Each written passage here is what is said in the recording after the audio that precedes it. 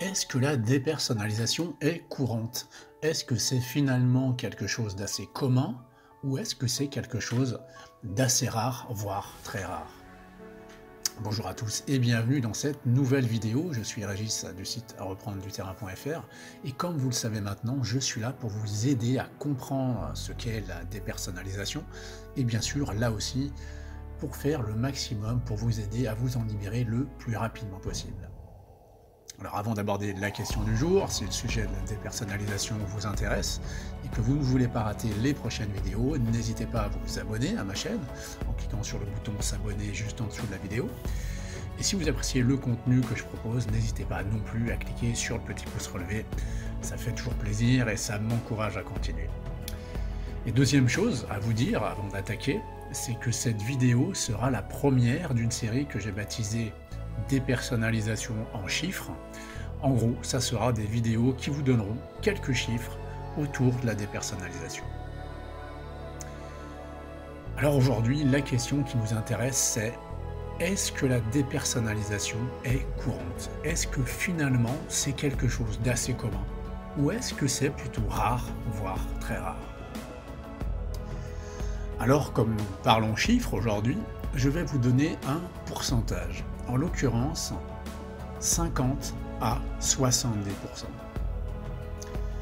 Peut-être que cela va vous surprendre, mais ce pourcentage-là correspond, selon les études, à la proportion de la population ayant déjà vécu une expérience de dépersonnalisation, déréalisation, à un certain moment donné de leur vie, de moins d'un mois dans tous les cas, et essentiellement des étudiants.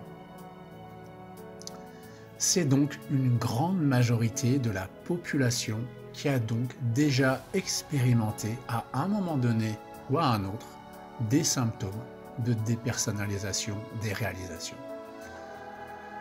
De plus, aux États-Unis, une enquête téléphonique aléatoire récente a révélé que près de 25% des personnes interrogées avaient eu de brèves périodes de dépersonnalisation au cours de la dernière année seulement.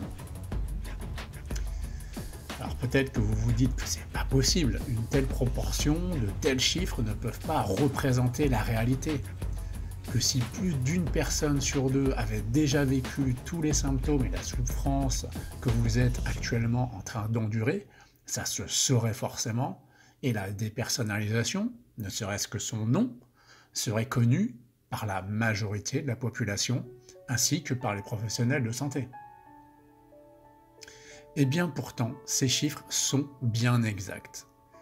Mais attention, quand on parle de 50 à 70% de la population, on parle de dépersonnalisation entre guillemets normale, celle qui n'est qu'éphémère, qui ne dure que moins d'un mois, voire seulement quelques heures, minutes ou secondes pour certains, du fait par exemple d'un événement particulièrement stressant et momentané, un accident de voiture par exemple. Et c'est dans ce sens-là que la dépersonnalisation est relativement courante, normale, naturelle et sans conséquence. Mais quand la dépersonnalisation est plus sévère, quand les sensations d'irréalité, d'étrangeté et ces autres symptômes s'installent, durent plus d'un mois, cause de la souffrance et affectent votre vie quotidienne, donc quand la dépersonnalisation devient problématique, c'est seulement alors une proportion de 1 à 3% de la population générale qui est concernée, ce qui est donc beaucoup moins courant que la dépersonnalisation normale, entre guillemets.